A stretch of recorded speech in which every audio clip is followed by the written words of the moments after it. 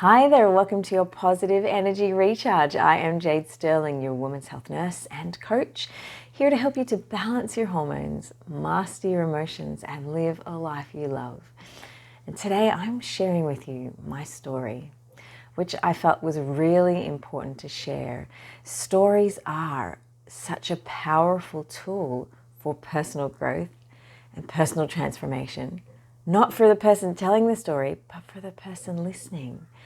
I have had my own experiences of being in the presence of and listening to somebody else's story and having such a massive transformation for myself on the inside. That has been so powerful and so beneficial for me that I feel that stories are where it's at. It's what we need to be sharing. This interconnectedness that we have that we don't always feel is the way to be able to plug in to something bigger than ourselves and help move whatever we feel is stuck for us on the inside. Help us to be able to express it and move forward and just grow into a bigger, better, more beautiful version of ourselves. Sometimes I say that and I want to take a pause because there's nothing wrong with yourself as you are right now, but there's always something better.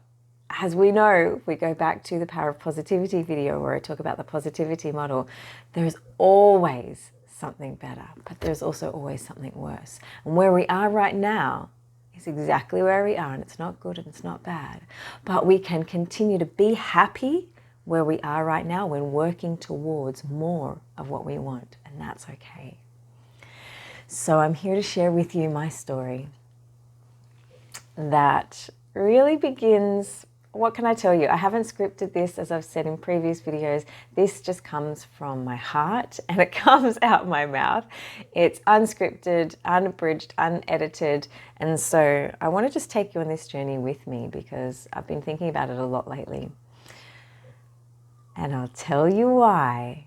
But grab a cup of tea. You might want to just pause it. Hopefully it's not going to go longer for half an hour, but just have a moment to sit back and have a listen, drop in to where this is coming from the place of my heart to yours. Now, I was born in Footscray in Melbourne, Victoria, in Australia. And so I say Footscray with a very thick Italian accent because I can, because my family was and is Italian. And at that time, Footscray was very much dominated by the Italian community. Italian and the Greeks, I do believe. And I was very, very fortunate to be born into the family that I was, but that is a whole other story. So Footscray, Melbourne, Victoria, and I lived for the first 8 years of my life in Melbourne with my family, my dad, my mum, and my sister. And I really do remember the years between 7 and 8 were probably the biggest impact on me when I look back at my childhood. Now, my earliest ever memory, I think I might have been about 3, and I remember visiting my mum in hospital because my mum had the fortune or misfortune, whatever was destined for her journey to be in this life. She didn't always get to enjoy health. Mental health or physical health in an optimal sense. And so my earliest memory is actually visiting her in a hospital where she was in a place where she was being looked after for her mental health. And I remember so distinctly the smell of the hospital corridor, which is really interesting because when I went and studied nursing, quite surprisingly and unintentionally in many ways, when I was 27, I remembered that smell of the hospital corridor and thinking, oh, this actually feels like home. This actually feels really familiar. This is actually a place where I probably need to be.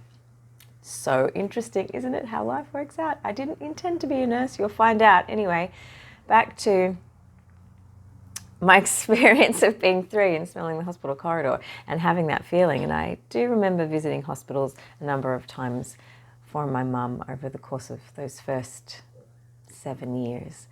And this one time, I remember being 7 years old, and it all happened in the space of 1 year.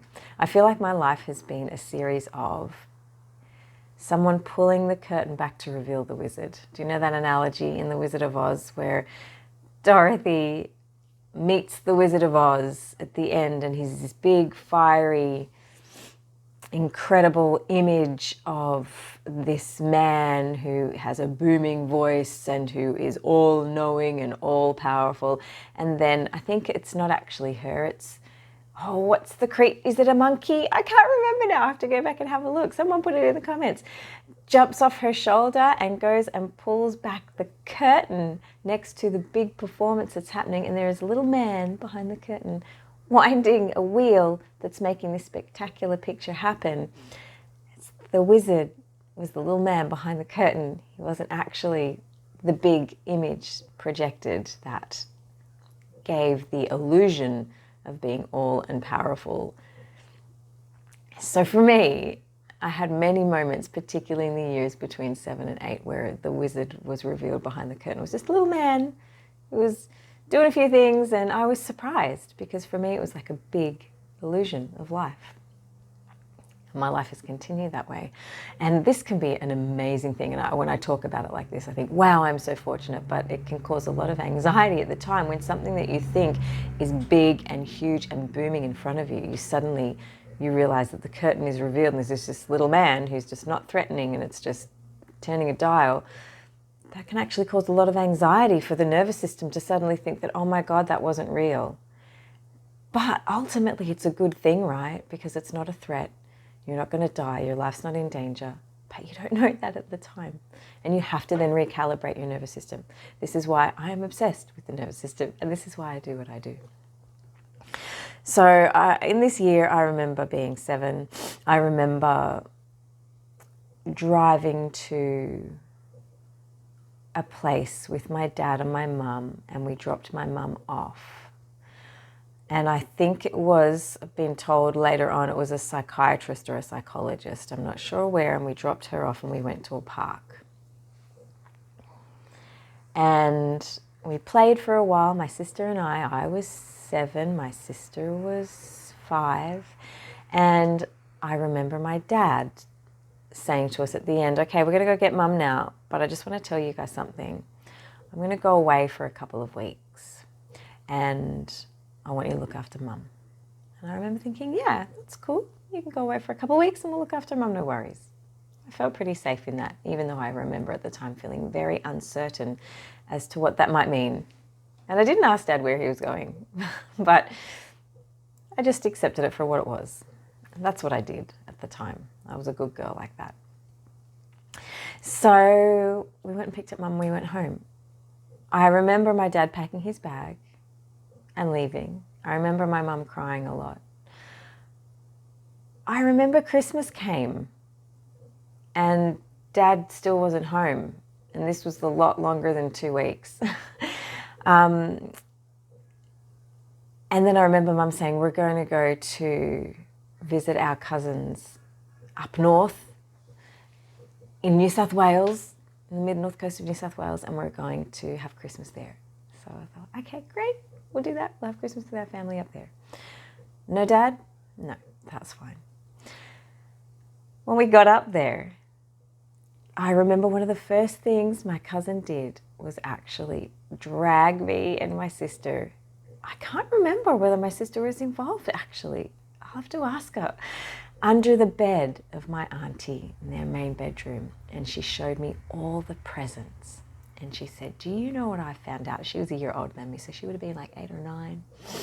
She said, do you know that Santa is not real? And these are your presents. And you watch, tomorrow they're going to be under the tree. And they're going to say that they came from Santa. And I know that they didn't come from Santa because look, they're under the bed. I found them. And I remember thinking, whoa, wow, Santa, who I fully believed was real, was not true. Like, what? And at first I thought, oh, well, I'll see what happens tomorrow. But But I was always terrified of Santa. I was one of those kids who I would not go to sleep on Christmas Eve because I was terrified. There was a man breaking into my house. And I didn't care that he was leaving me presents. There was this guy that I didn't know that was as big as you could possibly believe, with a big burly beard, and he was going to break into my house and eat my food and leave crumbs and cookies and spilt milk and presents, but who cares? I didn't feel safe. Santa was not a place of safety and fun and magic for me. It was a place of anxiety. And the unknown, I didn't know. So the fact that I'd been told and trained my whole life to brace myself for the day that Santa was going to come and he wasn't even real, I remember feeling that on the inside. I wasn't angry, but I was astonished, astounded, kind of relieved, but kind of miffed that, like, but why would you do that? Why would you why would you make someone afraid for the first 8 years of their life when it's not even true? Anyway, the next morning came and there was all my presents out. I remember there was a My Child. To any Gen Xers out there, remember My Childs? There was cabbage patches and they were on My Childs. And you would kiss them on their little button nose and they would be yours forever. I had a My Child. And because we had just come from Melbourne and my mum had mentioned the possibility of leaving Melbourne for good. And I was still thinking, like, where's Dad? Where's my dad? Santa Claus isn't real. These were my first two, like, what's going on here? The curtain started to be drawn back. And I got my Child, but then Mum gave it to me and said, this is from Santa. And I looked at her in the eye. She was just so loving and lovely and worried and anxious. I look back now, she was like, from Santa. And I'll never forget it. And I didn't say a word. I took my Child, I kissed it on its little button nose. I knew it was mine forever. I named it Alison. Alison was the name of my best friend in Melbourne because I wanted her to be with me at this time where I felt so unsafe. Back to Melbourne we went with Alison, my Child. And it was not long after that that Mum said, okay, so we've been living in Melbourne and we learnt that Dad wasn't coming home. So that was hard on the inside. I didn't understand it. But then we went and met my dad and we met up with him and his new family. So it became a bit clear what was happening, even though I was still very confused. And I'm not going to say, I guess, too much more about that because that's not my story. I don't know what happened there. But that's all I know from my perspective is that Dad went away for a few weeks. It turned out to be longer than that. And then when we met up with him, there was a stepmom and a stepsister. And we just had to get on with it. And I think after a period of time, my mum went back to work and she seemed to be functioning really well. What I didn't know at the time was that she was also battling with a substance issue, which, without making it awkward or discrediting my mum's memory, because I suppose, spoiler alert, my mum's passed away now. My dad's still with us. But it was actually, what was happening for my mum was very much accepted socially at the time. A little bit of backstory on my mum about why she ended up in certain circumstances of less than optimal mental and physical health. The story that she told me, which I don't know if you'll talk to any of my other members of the family and whether it would match, the story that she told me was that she had a lot of learning disabilities and dyslexia at school. And she had two older sisters who were very bright, very academic. They used to read the Sydney Morning Herald with their dad in the morning, and they had, or I think my auntie, my eldest, the eldest of my mum's siblings, was bought an encyclopedia series, which was just so, not the word extravagant, but it was out there for their time. They didn't have any money, but she was very bright and she was going to go on and study. So they wanted to actually nurture this part of her and give her opportunities, and probably for the rest of the family as well. So they had an encyclopedia collection in their house when they got a little bit older. And again, I remember Mum saying it was just such a cause of anxiety. She would sit down and she couldn't read the Sydney Morning Herald. She said the letters and the words would just jump out at her and get all muddled up in her brain. That there was nothing worse than being asked to go to the encyclopedia and look something up, although it sounds like that was a little bit later on when she was learning to deal with and manage her incapabilities and how she was feeling about being compared to her older sisters who didn't seem to have any issues at all.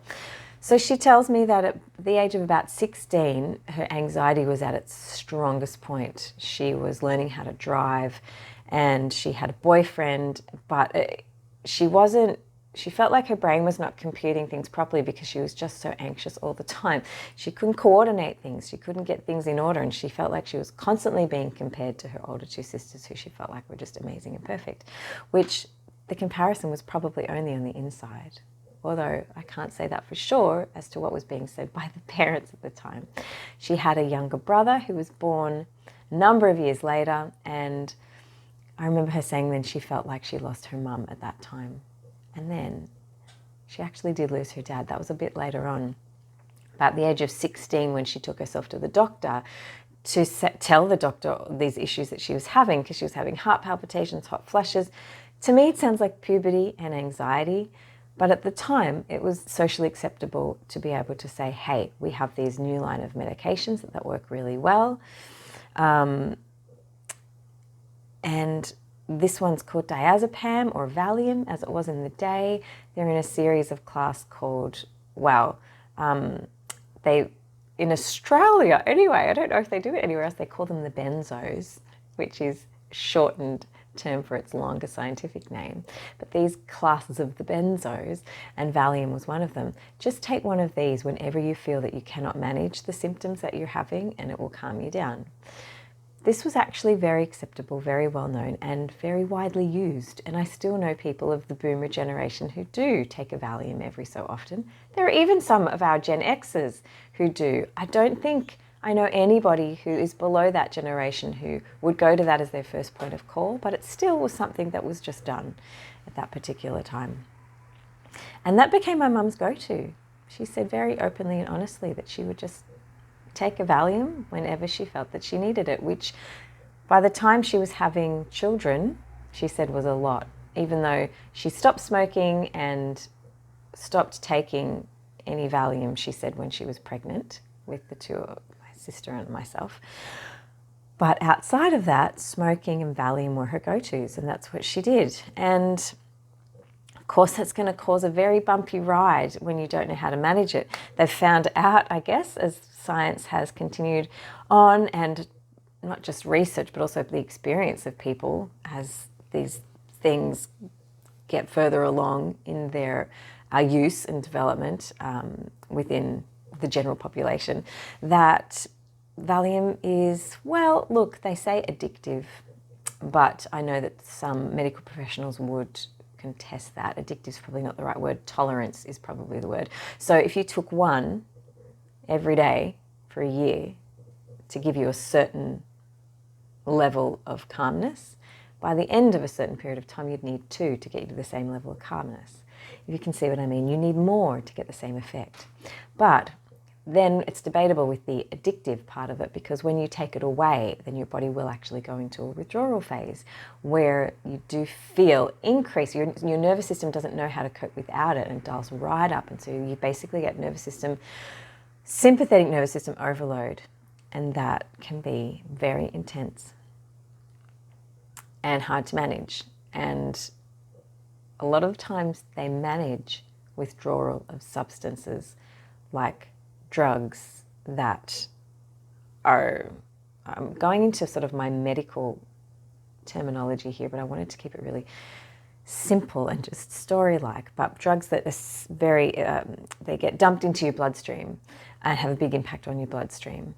And this can be alcohol as well as drugs that you're taking that are going into your bloodstream. They often use diazepam Valium to actually help the nervous system to get through that, but then you have to go through the process of weaning off the Valium.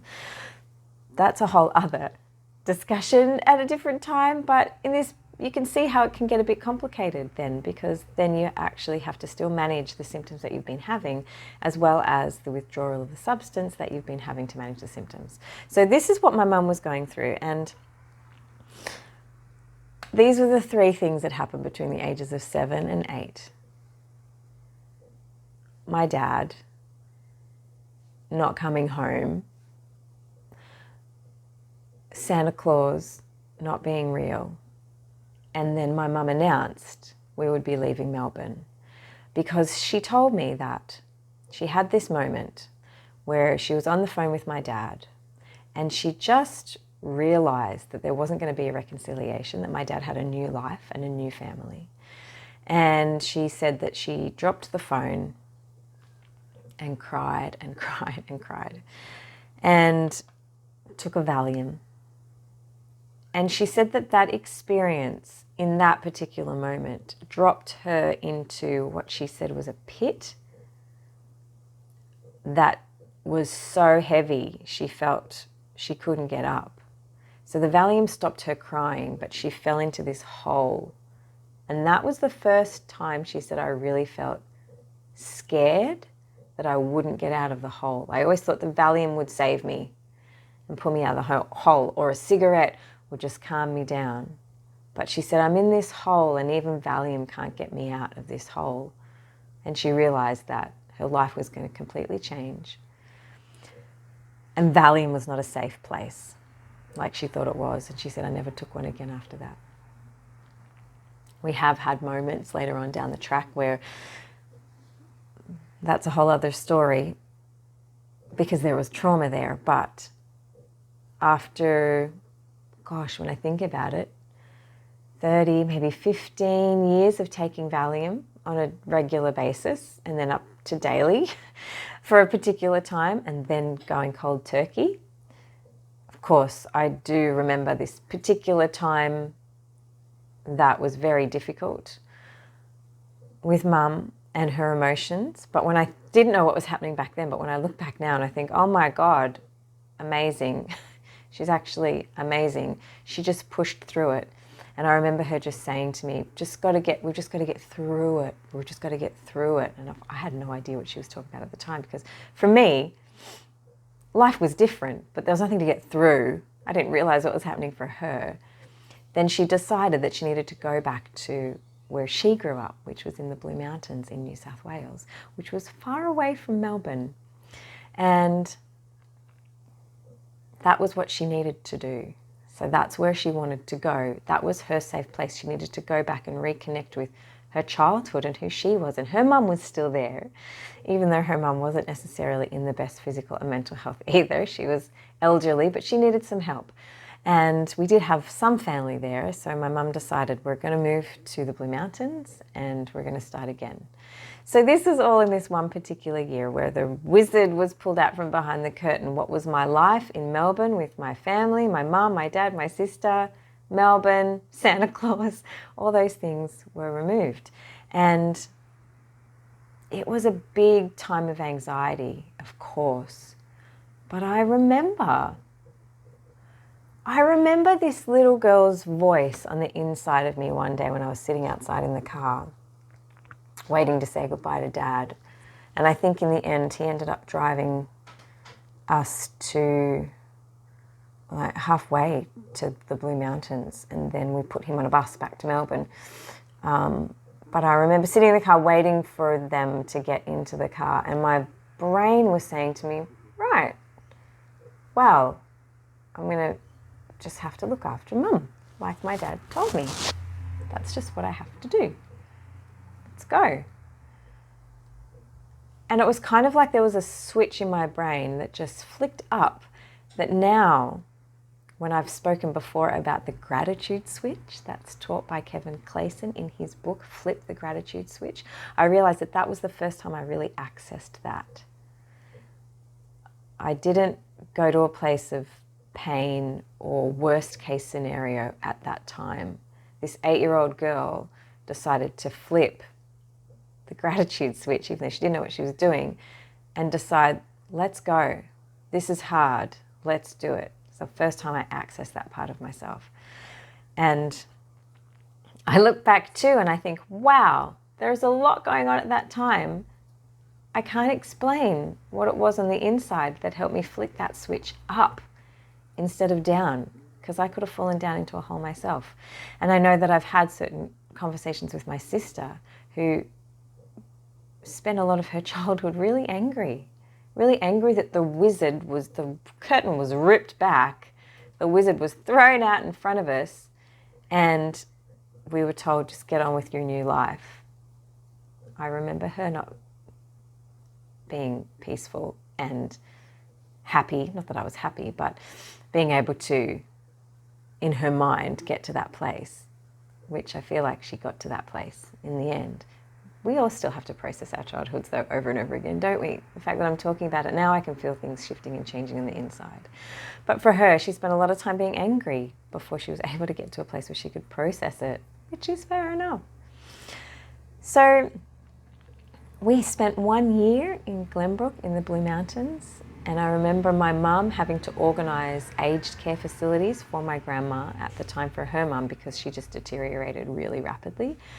And Mum realised, oh, there's no support for me here. But we were able to process a lot of things. And I remember my mum being really good and really strong. And then she decided that she actually wanted to be closer to her older sister, who lived up in Foster Tuncurry on the mid-coast of northern New South Wales. And there she thought, I'll have my sister, but there's also my uncle. We had cousins who were brothers, and my cousin. This was the family who, my youngest cousin was the one, she was the one who showed me that Santa wasn't real. Thanks, mate. She probably has no idea, actually. I don't know if we've ever talked about it since. But my mum thought, we've got some family support there. We'll go back up to the Mid-North Coast and we'll settle there, which is what we did. So basically, I think I did the last year of primary school. In Tuncurry, I did year 4 or 5. No, year 4 in Melbourne, year 5 in the Blue Mountains, and year 5 to 6 I did up in Foster Tuncurry, and then it was high school. And look, I remember it was all different, it was all changing, but by the time I got to Foster Tuncurry, which is if anyone's ever been there and sat on the 7 Mile beach of Tuncurry, main beach, and had a look out there, you will realise I had come from Melbourne, the suburbs of Melbourne, and I was 10 or 11 by the time we got to Tuncurry, and I remember knowing how good I had it, sitting on that beach and going, whoa, this is amazing. My heart was aching for my dad and my nonna and my cousins that I'd left in Melbourne. My heart was really sore, but I knew I was where I meant to be, because look at this amazing environment in which I had got the opportunity to live now. I remember having that, and I went and visited the beach.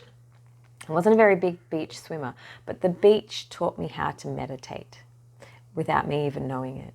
In the summer holidays, I would go at sunset because we had such a much more free-range lifestyle, because it was a small little town. I was able to ride my bike to the beach, sit on the beach until the sun went down. And I remember I would sit there, and often I would arrive in a state of turmoil on the inside, still processing emotions. And then there was puberty, right? Throughout my teenage years, and feelings and friends and boys and sisters, and had mums who sometimes gave me such freedom and then sometimes really pulled the reins in, and I didn't understand that at all. But I would go to the beach and I would just say to myself, I'm just going to sit here until I feel peace and calm. Sometimes I would sing, a lot of times I would sing, and I would just close my eyes and I would breathe until within me I felt gratitude. And when I felt that gratitude, I would go, okay, I have to leave. I can leave now. But sometimes I would be there for hours. Sometimes I would be there in the dark and I would get home, my mum would be freaking out. Be like, it's okay, I couldn't leave until I got that feeling that I could feel on the inside that was gratitude. And that's how I learnt to meditate without even knowing it, and finding that place of gratitude. Now, my life was very interesting after that. I had lots of insight. I was very involved in musical theatre and the theatre and performing. And if anybody who went to high school with me would look back, they would know I was always on stage. Became the vice captain to just do the regular formalities of speeches and things, but was still always on stage singing or acting in some capacity, way, shape or form. And that was my thing. And I decided that, I think I was 18 and I was in year 12, and I went, and this is the funniest story, I went to see the movie Jerry Maguire with Tom Cruise at the movies with a bunch of friends. Now, that's not the best movie I've ever seen. And sometimes I look back and go, that's hilarious that is the movie that I remember. It's a good movie. I actually probably haven't seen it since. But I remember at the time, when I left the movie theatre, realizing that I was enthralled the whole time. It had my attention. It made me feel good. It made me feel bad. It made me feel sad. It made me feel scared and anxious. It made me feel insecure. It made me feel in love. And then it made me feel relief and joy and jubilation. And I remember leaving the movie theatre thinking, wow, that was such a journey. And I was safe. I was safe in my body. And I felt all those feelings. And now here I am, and I'm walking outside, and the world's still in colour, and the world keeps going around, and everything moves on, and I'm okay, and I felt all those feelings. And I remember that is the moment, because we were all deciding, what are we going to do when we leave school? And one of my teachers said, you should go and be a brain surgeon. And I was like, what? I thought I was so bad at science.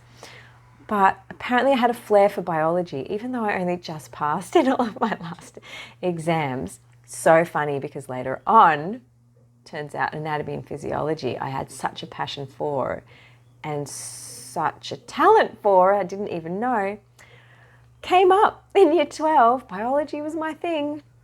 Didn't think so at the time, wanted to run away, but seemed to gel with it and my teacher, who's like, you should go and do, because she said, you're really philosophical as well.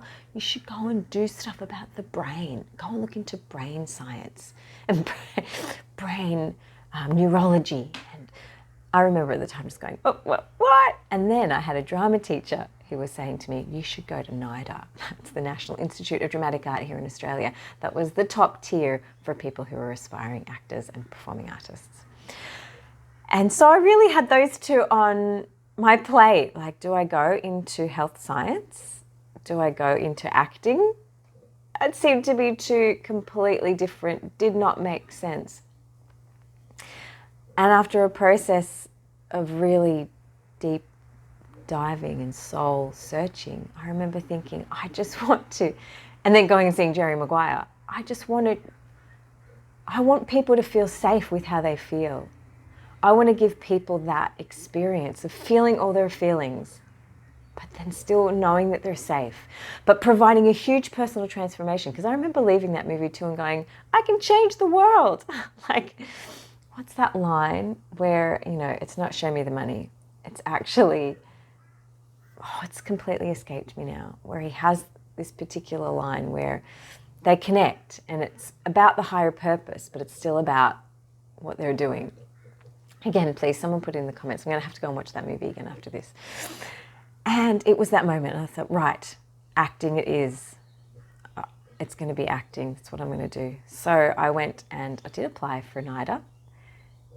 Didn't get in, but ended up at the University of Western Sydney, which is now just Western Sydney University. And it was a performance degree. And the teachers, 2 of the teachers there were trained and graduates of NIDA. So I kind of felt like I was getting a NIDA education anyway. One of them, my movement teacher, I was just obsessed with and loved her so much. She taught me yoga for the first time. And I remember the first movement class, and she said, okay, everybody come in. We need to take our shoes off.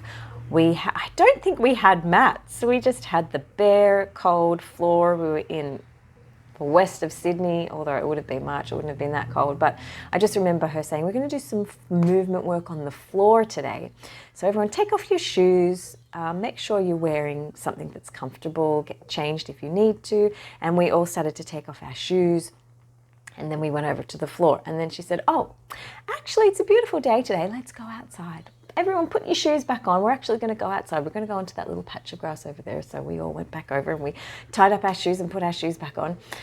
And when I started to go outside, and she goes, no, you know what? It's actually, there's a bit of dew on the grass out there. I don't want you to get wet and cold. Let's come back inside and we're going to take our shoes off and get back onto the floor. And I was thinking, this woman's nuts. But in the process of taking the shoes on and off a couple of times, she started to talk to us in a very slow, monotone kind of way, and started to ask us to pay very close attention to what our fingers were doing as we were taking off our shoes, how our body was sitting, what was our leg doing, was it stretched, was it bent, was my chin in, was it out, was I looking at her, was I listening to the voices inside my own head? And through the process, I realized that this was all intentional to get us into our bodies and aware of our bodies and pay attention to what we were doing, how we were using our body. Still to this day, if I had the opportunity to have that position that all I wanted to do was be a movement teacher for many years after that, even though I went off and did so many different things. That is still my dream job, is to be a movement teacher in an acting degree. If anybody is watching this and, you know, you've got capacity for someone to come in, which is why I went into yoga myself, yoga therapy, movement therapy, somatic therapy, all of that stuff. Love it so much, really is up there with my passions. Loved this teacher. My acting teacher liked me and then didn't like me, and then liked me and then didn't like me, and really pushed me to the limits, and I found areas of myself that I didn't realize existed. But then, just for fun, there was a theme park down the road called Australia's Wonderland, just down the road from the university in Western Sydney. Australia's Wonderland. Anybody, again, from the Gen X era of Australian culture will remember Australia's Wonderland. And they were advertising for weekend jobs. I needed a weekend job. I was a poor university student, but the weekend job was like wearing suits, right? Being Fred Flintstone, Barney Rubble, being Jabberjaws. Anybody remember Jabberjaws? Being Yogi Bear. And so there were jobs going, and I thought, that sounds like fun. And because my work as an actor was so intense, and I've told the story before, that my first year I walked around wondering about the meaning of life, and really I was brooding, and I was investigating the insides of my own being, like so intense, right? And we had this assignment in a different subject, which was about theatre production, and we actually had to put up a blank piece of cardboard out the front of one of our lecture halls and a photo of ourselves that we thought represented ourselves. I put up a black and white photo of a profile of me to the side. I might have been kind of laughing, but I was a serious artist at that time. And then it was the job of every other member of the class to stick something on that piece of cardboard that reminded them of you, so that by the end of the term we would have a look and we would see how other people interpret who you are. You can have a certain idea of who you're being and who you're playing and who you're portraying.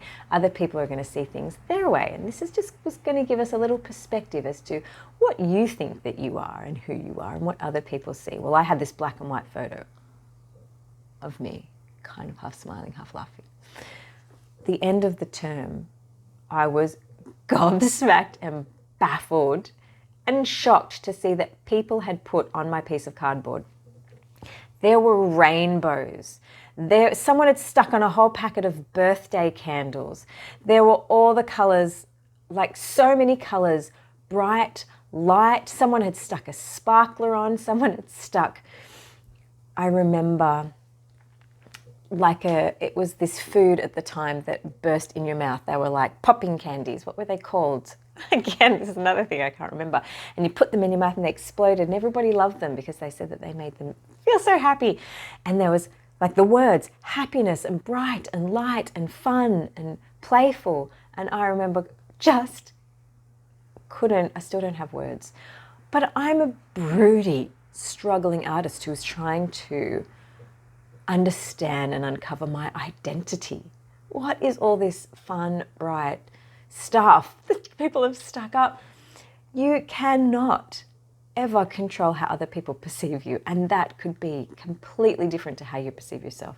That was another one of the biggest lessons that I learned in that particular experience of my acting school. Anyway, this is going on a little bit longer than I initially anticipated, but I'm going to try and wrap it up and get to the point, because the point is just to share with you my story and how I got to where I got to today. But that was actually I was telling you about that first year, and my acting teacher liked me and didn't like me and liked me and didn't like me, and I was just being I was so intense about what I was doing. I really wanted to do well. So then I applied for Australia's Wonderland to just lighten me up. Because I thought, if I feel broody and it's heavy and it's hard on the inside and people just still see butterflies and light and birthday candles, then I just need to just lighten up and lighten the load, because it was not feeling good by that stage. So I applied for this job at Australia's Wonderland and I got it, and I spent my weekends learning dances and songs, wearing a suit that was as big as, I can't even explain sometimes. I've told this story to my boys and they still laugh about it. We learnt choreography where your arms would go up and out and around, like it was beautiful. But then when you got into your suit, like if I was Captain Caveman, I wouldn't be able to move. So all the choreography just looked like this. The kids just thought that was a hilarious story.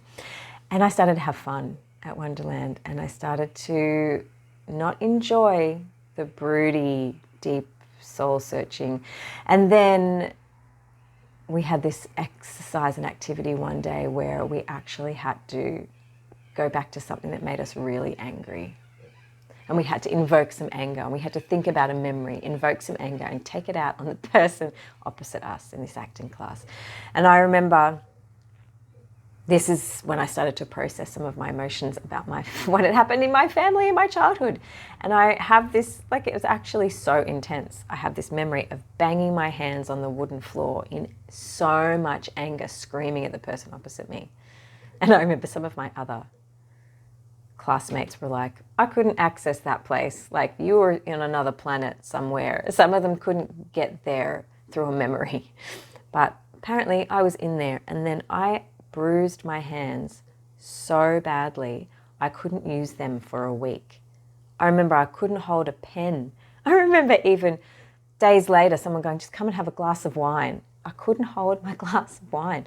My hands were so bruised. Anyway, that's when I realized, or I decided at that point, I'm not sure. And I think that if I had done well in acting class and in acting the degree that I was doing, then perhaps I would have just kept going. Because again, essentially I was still a good girl who just wanted to do well and please everybody and make it work. And still my sort of default was like, I can do this.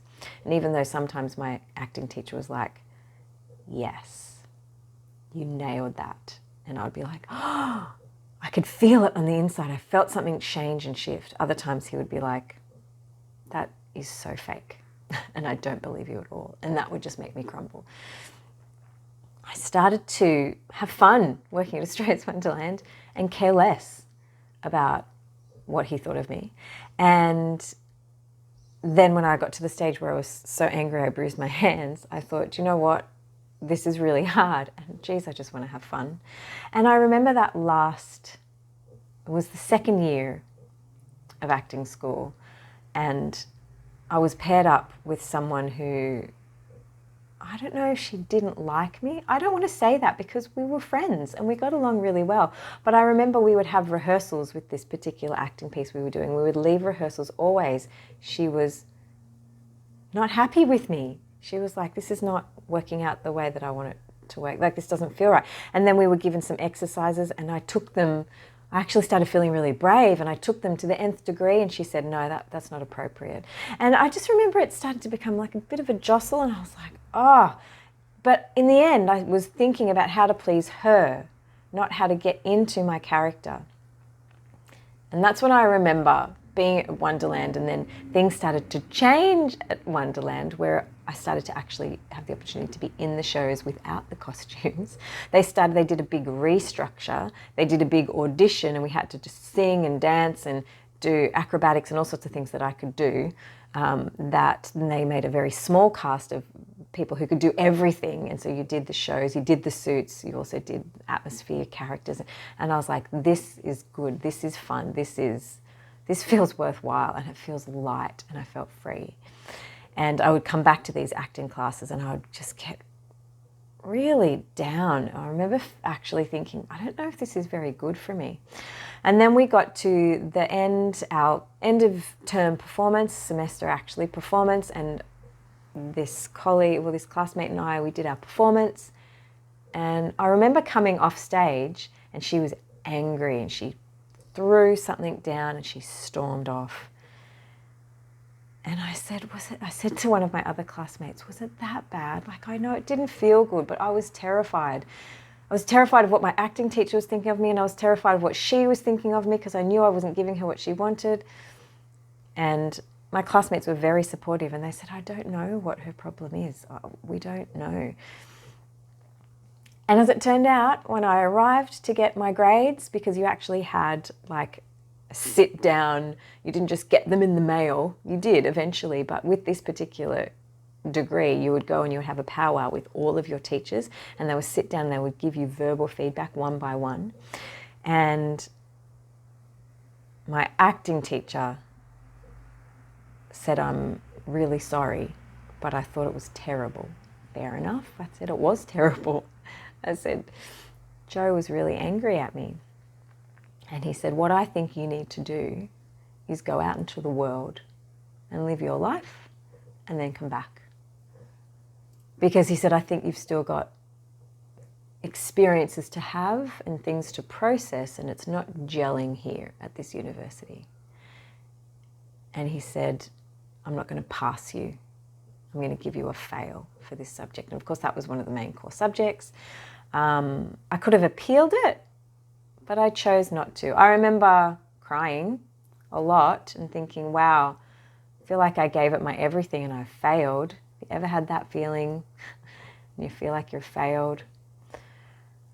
And I deferred to come back 12 months later, but I remember at the time, I went and saw him afterwards. I gave him a card. I actually had one of my housemates was doing visual arts as his degree, and he had a picture. I had a picture of my acting teacher because I loved him and hated him. And I just had a picture of him because I would try and tune in to what I thought he wanted. Again, this was all about what everybody else wanted. It was not about how I was feeling on the inside. And I remember taking the photo I was like inspiration. I would have that photo as inspiration. Not weird if you're watching this, Terence, and you know who you are. It's not weird like that. I really respected and admired you. And so I gave the picture to my flatmate and I said, can you draw this picture? Draw it in a picture. I'm not quite sure why I did that now that I look back. He might remember. I feel like there was a conversation that we had. And I took that picture with a card that had someone hanging off the edge of a branch trying to reach the fruit, and it said, why not go out on a limb? That's where the fruit is. I feel like that's what he was trying to teach me, and I felt like that's what I didn't get because I didn't feel safe emotionally, ultimately, on the inside.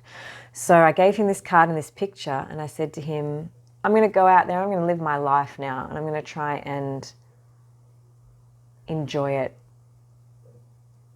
And I hope to see you in 12 months' time. where I can unpack a little bit more about what I started to learn here. He was very supportive, very lovely. And I remember leaving with joy and gratitude in the end and thinking, no, this gave me what I needed. I now have a job. How lucky I have a job. I actually then told Australia's Wonderland, guess what? I can work weekdays as well.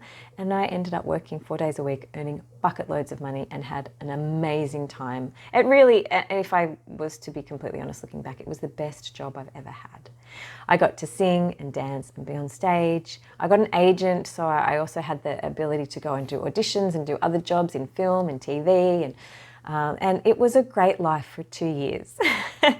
Amazing. And then 2 years later, Australia's Wonderland got bought out. Again, they wanted to do another restructure. And there was a group of us who didn't want to accept the terms and conditions that were being applied to us in the performing space. And they were going to do a number of cuts. And we did make a decision as a group that if things were to change in a certain direction, we were all going to leave. So this was my first experience of like industrial action, even though we weren't with a union, we just did it ourselves. We just basically I remember going to this particular manager and we were all like, we're going to leave if we go down this road. Management ignored us and went down that road anyway. And on the particular date that we said we were going to leave, I left. Nobody else came with me. And I remember being shocked. Other people had left for different reasons or different circumstances, but the core group, nobody else left. They were like, okay, we'll just stay.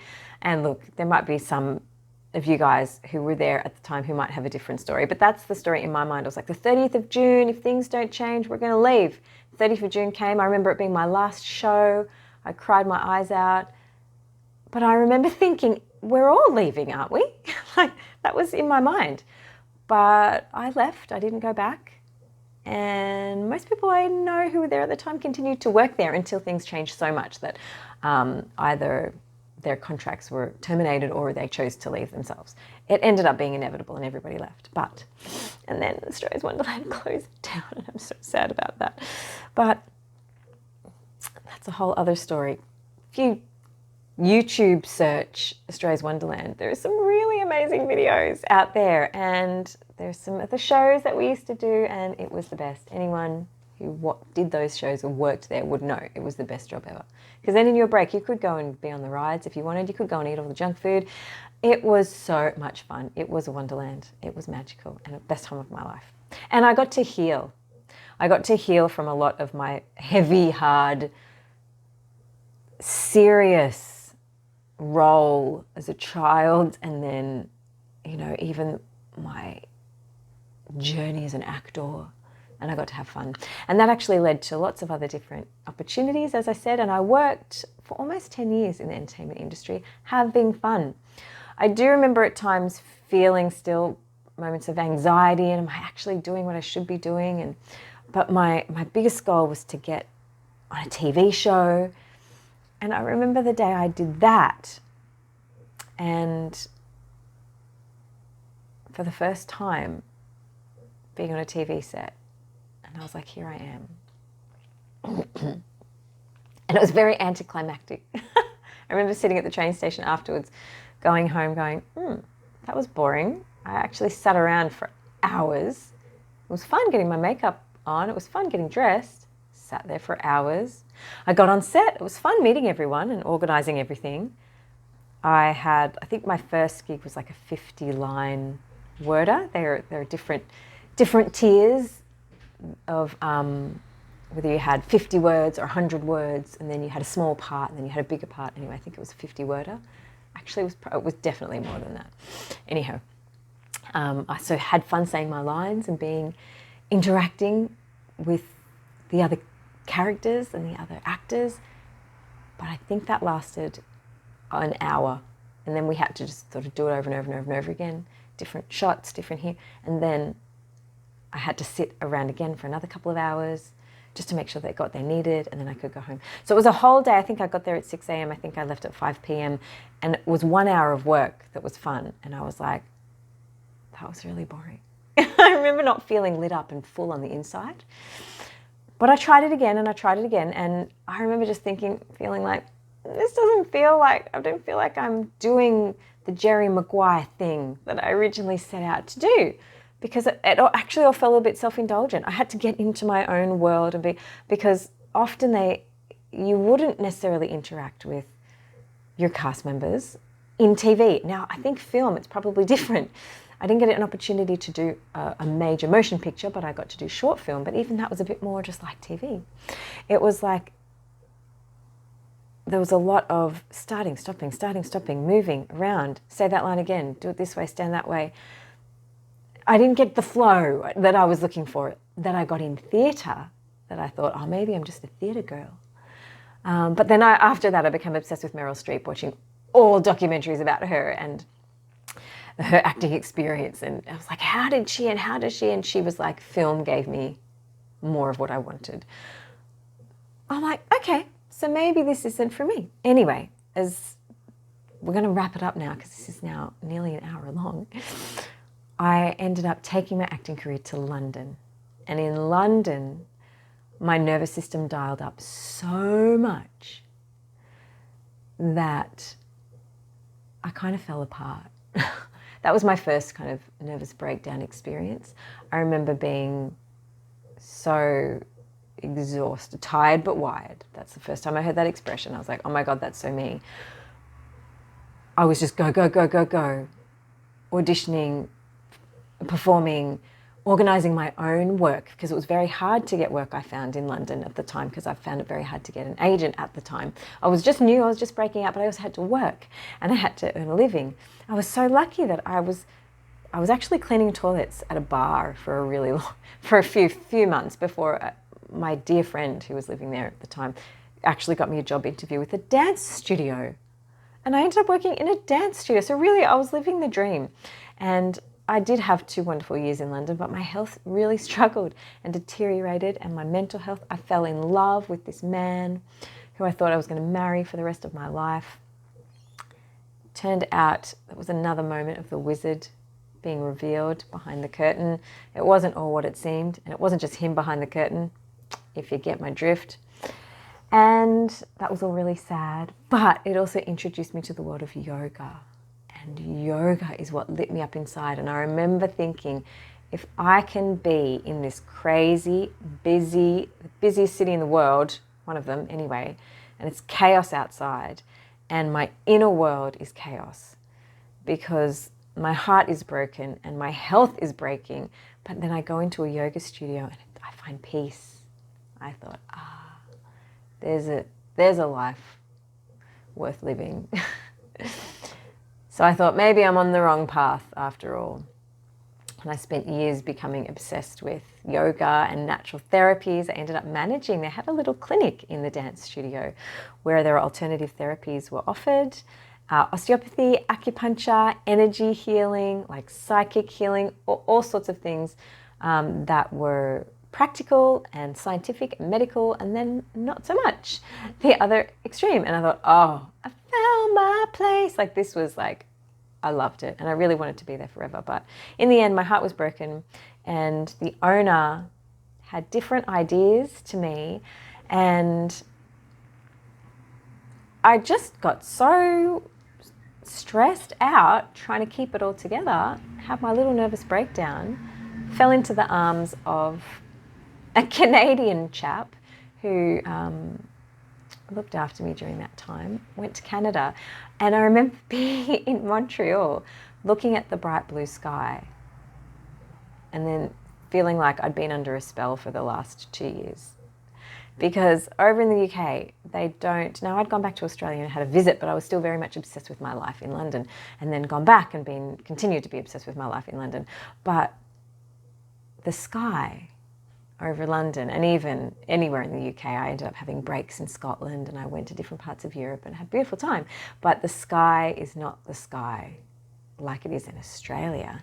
And the closest I had come to seeing this kind of sky was when I got to Montreal, and I looked at the sky and the bright blue vibrantness of the blue sky.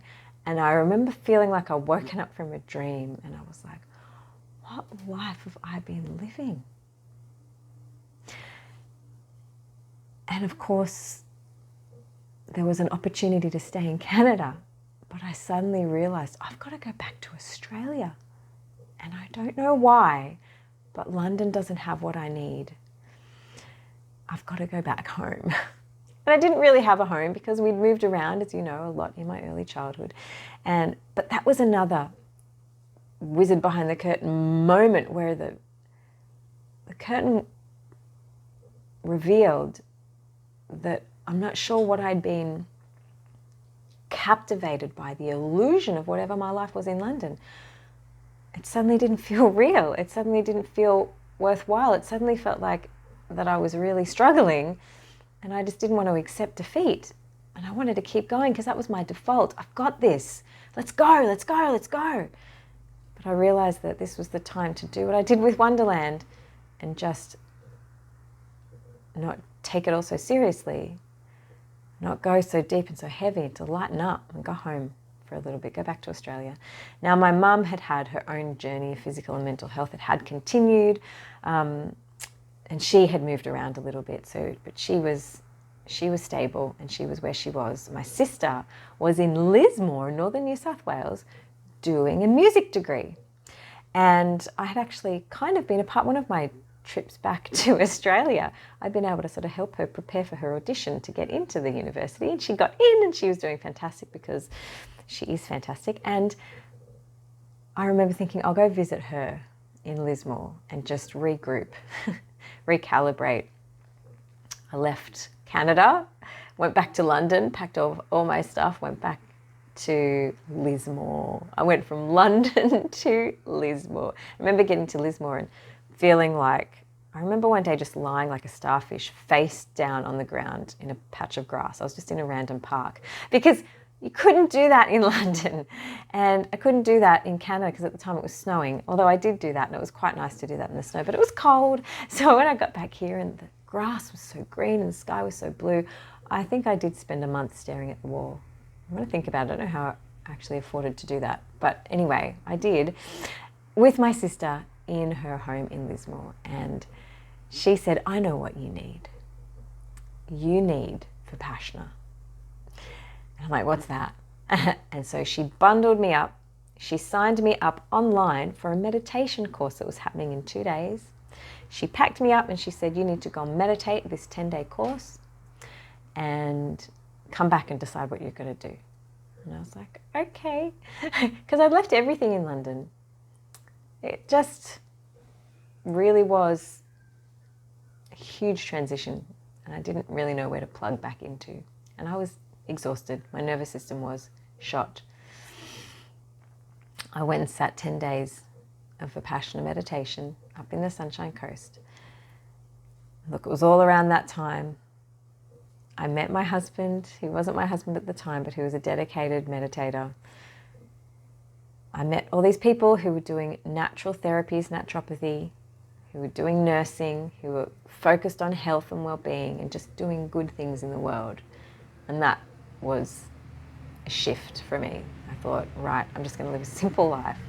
I'm going to learn some natural therapies. In the end, I decided I'm going to do nursing. I'm just going to get a job that helps people and be a good person and meditate. Have a job that supports my lifestyle. I was totally supported by my partner, my husband, who we spent the first year of being together just telling each other we just don't need a relationship right now. It was just like I was exhausted. He'd been through a lot and we were just like, we just don't want to have a commitment because we didn't want anything deep and heavy. Let's just have fun. A year later, we were still together, still having fun. And it's like, oh, you're still here. I might want to keep hanging out with you. So if we were going to create a life together, what would that look like? And that took us on a completely different trajectory. We were both already doing other degrees. We'd already had other careers. And we wanted to finish our nursing as fast as humanly possible. And we found a fast track program in Tasmania in Launceston. Now, when I tell people, when I started to tell people, he started to tell people, because his background was environmental science and he was obsessed with soils and compost, and he still is really, but that was his passion. But when we told everyone we were moving to Tasmania to finish our nursing, they thought we were mad. And sometimes even when people are telling you that you're wrong, if you have some kind of burning desire inside you and you just go with it and you don't even know why you're doing it, that's the way that you find yourself the most. And we had each other. So we went to Tasmania for 2 years and we finished our nursing degree. And then we came back to Lismore because even though we were both not from Lismore, it was the place where we felt home. And get this, I just have to share this. His family lived in the same suburb that I lived in Melbourne. And my family was still in the same vicinity. But where his parents live now in Melbourne, to maybe, I'm just trying to think how far, a couple 100 meters down the road is the house that I grew up in for the first 7 to 8 years of my life. That just blows me away. And we met in Lismore. And then when we go back to Melbourne, we visit all of our family, because all of my dad's side of the family, my dad and my dad's side of the family are all still in Melbourne, except for people that we've lost along the way. So that is amazing. And that showed me that somehow life will work out exactly the way that it should. Because if we have gone to school in Melbourne, we would have gone to school together. We're in the same neighbourhood. We would have bumped into each other somewhere. It was inevitable. And here we were in Lismore. Then we went to Tassie and back to Lismore. And we had a good life in Lismore. We decided to stay. And then we got married, we bought a house, we had children. That is a whole other story that I will share with you at another time, because having children for me was epic. And look, I'm not sure of you, some of you would say, of course it's epic, but no, it was epic. Because I know people who go on and have more children. And I have a friend right now, she's pregnant with baby number 4. And even though she's like, epic, like it's, but I needed to stop. I needed to stop because I had all these hormonal imbalances that I didn't realize were hormonal at the time. And that I found out that part of the issues with my mum was issues with her hormones. And I really wish that I've had some of the information that I have now.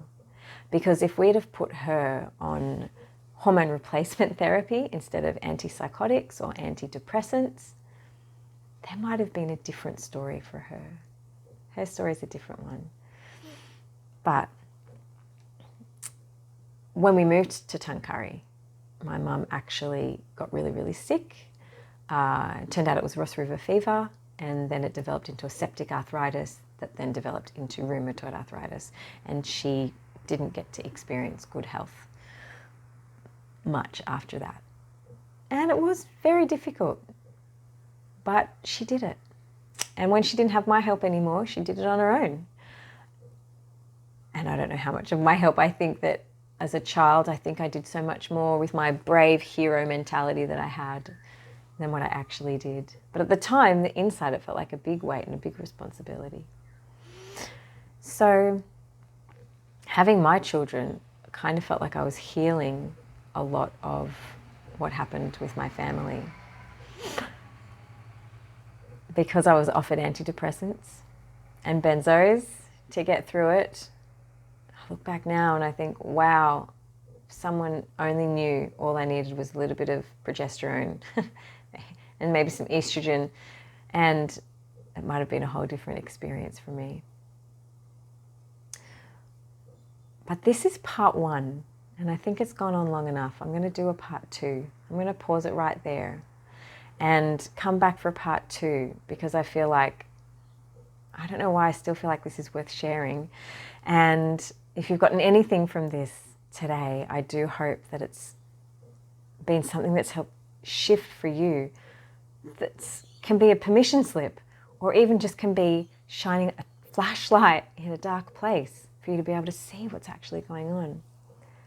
And next week, from marital bliss, I will actually go into the depths of my experience of having my babies, and then from how I got to perimenopause, and from perimenopause, how I got to the work that I do now, where I coach women to balance their hormones and master their emotions and live a life they love. If you're still here, you're amazing. Thank you so much for being here and sharing your precious time. I hope that this empowers you to own your path and create your peace. And I'll see you in part 2 next week.